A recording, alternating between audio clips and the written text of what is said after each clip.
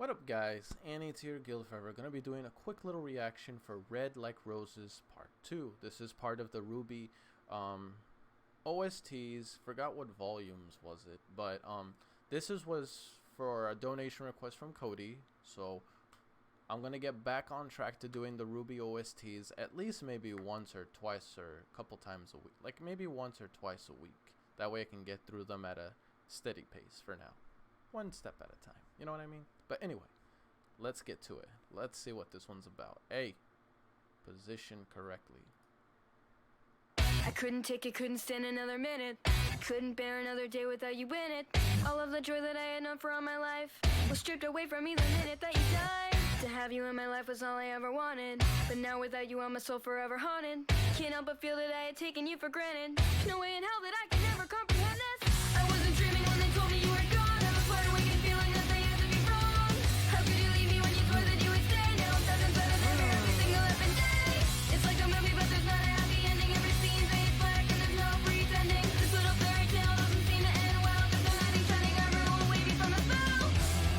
I know you didn't plan this. You tried to do what's right, but in the middle of this madness of the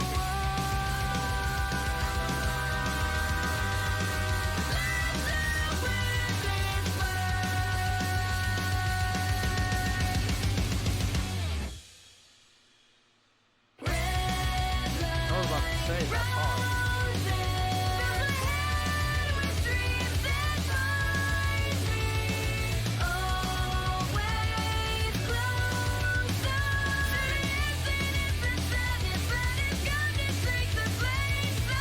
I know you're broken down by anger and by sadness.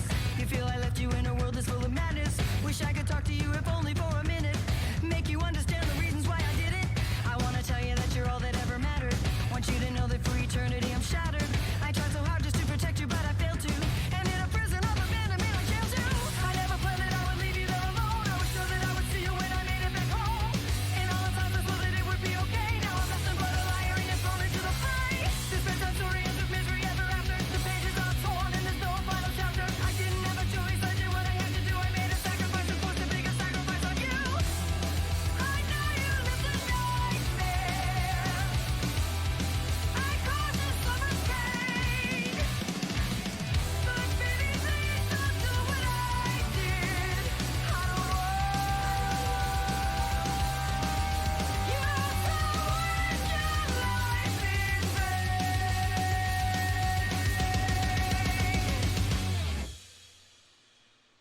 Red like roses, ahead with dreams that bind me. Always closer to emptiness and sadness that is gonna take the place of you. You're not the only one who needed me. I thought you understood. You were the one I needed, and you left me as I always feared you would. I'd change it if I could. It doesn't matter how the petals scatter now. Every nightmare that discloses it's your blood that spreads like roses. And no matter what I do, nothing ever takes the place of you.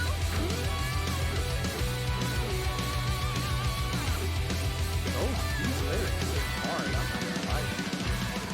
These are heavy lyrics. But they're good.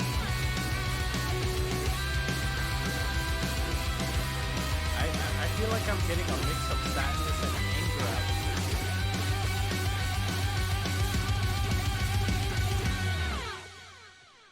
Wait, that's it?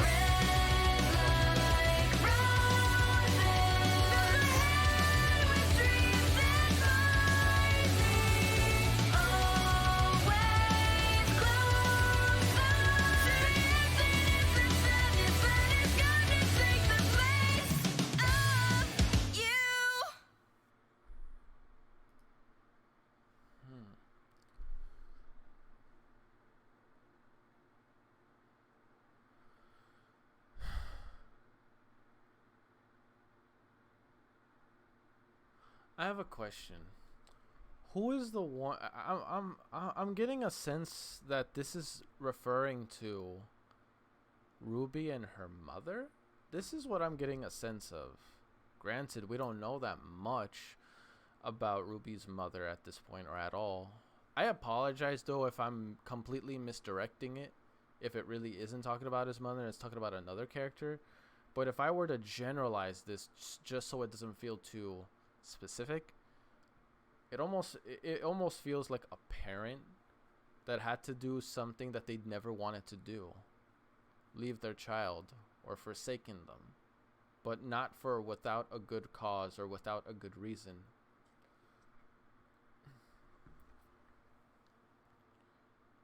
Like they almost had to do what they had to do for the sake of their child.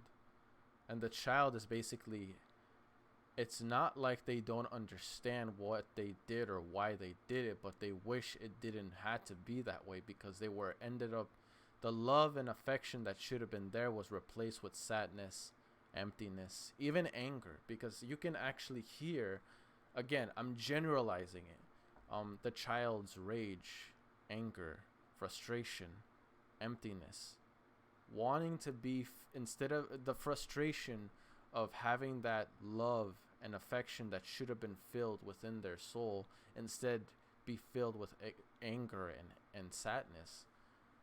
And the one thing that the parent always regretted was never being there for the child, being there when they should have been there.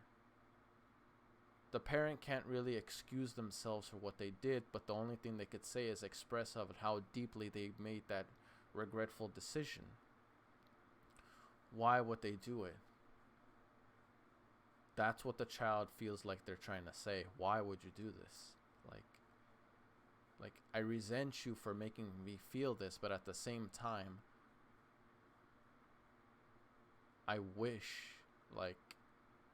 it didn't have to be that way. I wish you could have been there. I wish you could have been there for me like a parent should be.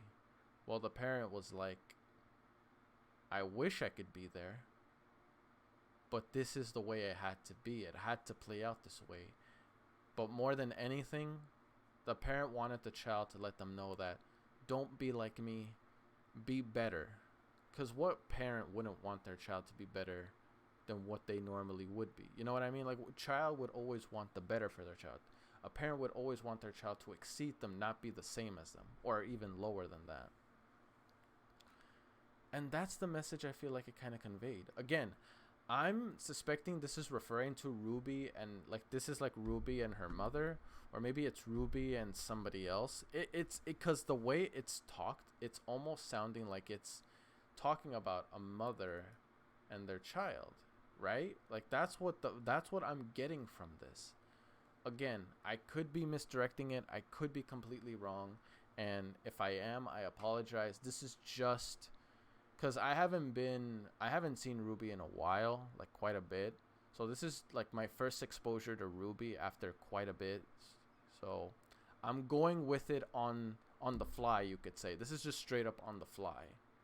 So let me know how on point I was or how wrong I was, you could say. But again, it's very bittersweet because you understand the compassion and sadness within both sides.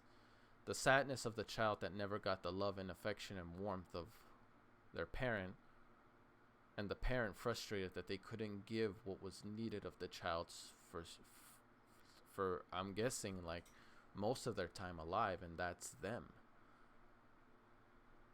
It's almost like sending a sad letter, like, I know you feel this way, and I know you may feel some type of way, some kind of anger, resentment, but know that I did care about you, and I never meant to put you through any of this. And hopefully you don't end up becoming something you're not. Like, don't become worse than me because of my actions. Be better than the actions I took with you in the future. It's like the one thing the parent is trying to do is be a parent for this one time within this one conveyance, this one message exchanged to parent to child and child to parent.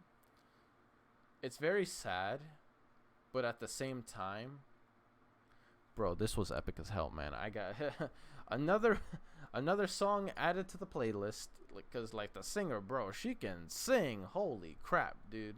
I love this, honestly. I love this piece. It was very beautiful, very heavy. I wonder if maybe the singer also had a connection to this song, because I actually, like, you could feel the raw emotion coming from the singer as they express these lyrics, these words, and they did it brilliantly. Like, the way it was said and the way it was just performed throughout this entire music. It was just, honestly, all the best I could say is jaw-dropping, because at the moment I'm at a loss for words. But I definitely did enjoy what it was trying to well, it's not something that is to be happy about, but it is something that you could say a nice life lesson, a nice little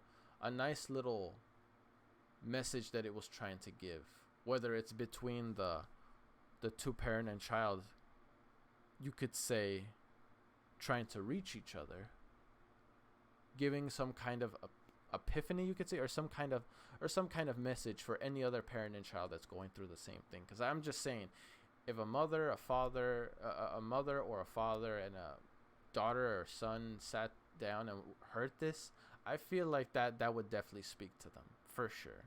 But yeah, sorry guys if I felt like I needed to generalize this. Again, it's my first exposure to RWBY in a long time, so take it as it may. Take it at face value. Let me know how off I was, or let me know how, I'm pretty sure I'm wrong, but right I was. Anyway, peace. I'm out.